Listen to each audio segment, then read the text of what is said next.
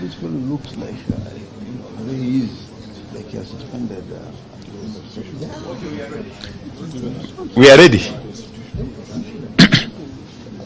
Okay, fine. Thank you very much. We have got a very short statement here to make, and further comments by a few of us.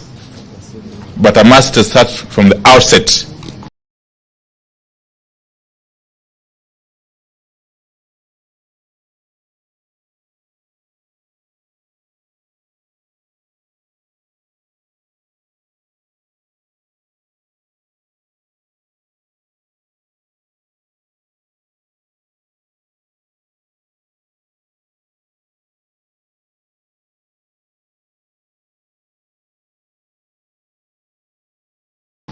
By saying that we are making this statement against the backdrop of very unfortunate occurrence. It's for the first time in the history of this country we are being made to understand that State House has sanctioned the enlisting of military, because that's exactly what happened in State House on Saturday morning. And is exactly what was followed by a statement which was issued by Kenya Kwanza. So we are standing here before you very concerned that the country or the leadership which is currently in place can take such a direction.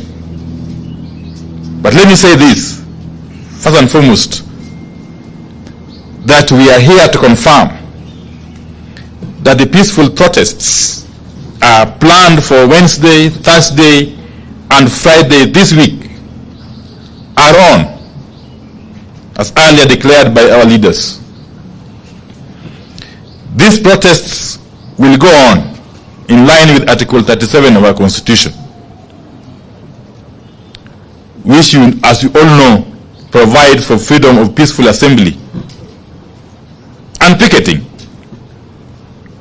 And no person, no authority has got the power to suspend the operation of Article 37 of our Constitution. No person, no authority, no agency, not William RUTO, not Kithure Kindiki, not Ndietu Gachagua, who? Yes, no person and anybody purporting to stop demonstrations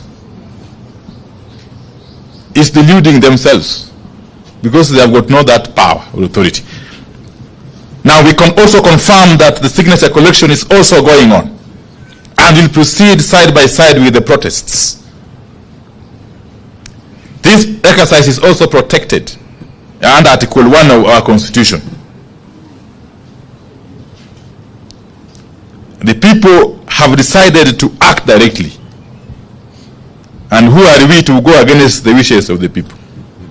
And having said this, we wish to set the record straight on a couple of things that Kenya Kwanza got wrong last week in their response to the ongoing protests. Now, Kenya Kwanza claimed that protesters are being paid.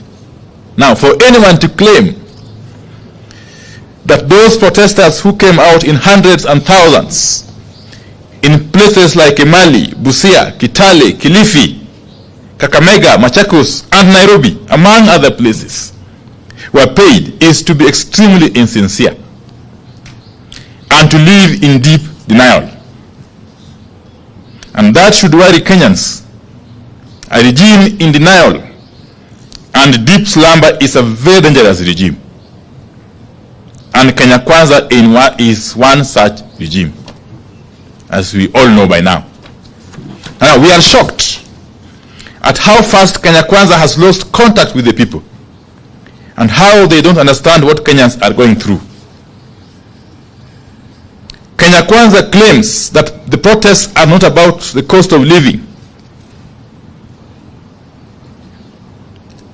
In their view, the cost of living is not so high as to warrant protests. That is how a regime that has abandoned people's agenda thinks. And Kenya Kwanza is obviously one such regime.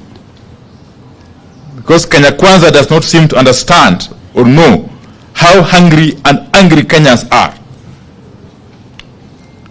And like a broken record, Kenya Kwanza is stuck, still talking about the handshake of 2018, the Nusumukate of 2008, and so on and so forth. Kenyans are past that stage. And since they lack imagination, Kenya Kwanza is the only political formation still thinking and talking about these handshakes and the rest. And no wonder the regime has lost the people. Now Kenya Kwanza is accusing us, Azimio, of failing to provide solutions to the rising cost of living. Seriously. We know no country where a party stays in government, but once the one out of government provides solutions to the problems of the people. If Kenya Kwanza solutions are not working for the people, then Kenya Kwanza needs to get out of power. Just disband and quit.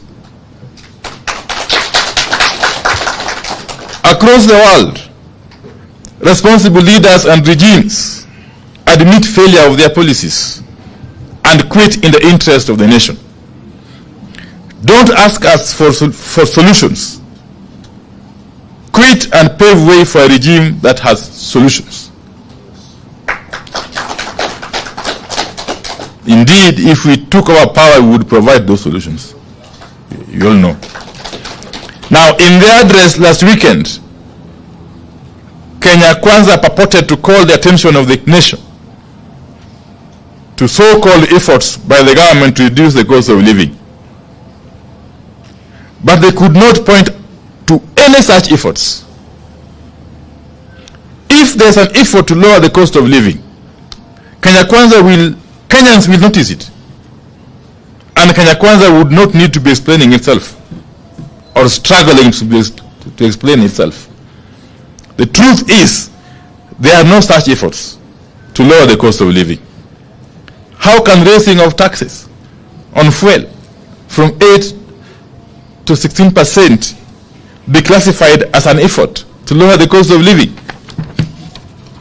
Now, Kenya Kwanza is telling us that the government has hired some 55,000 teachers. Now, so what?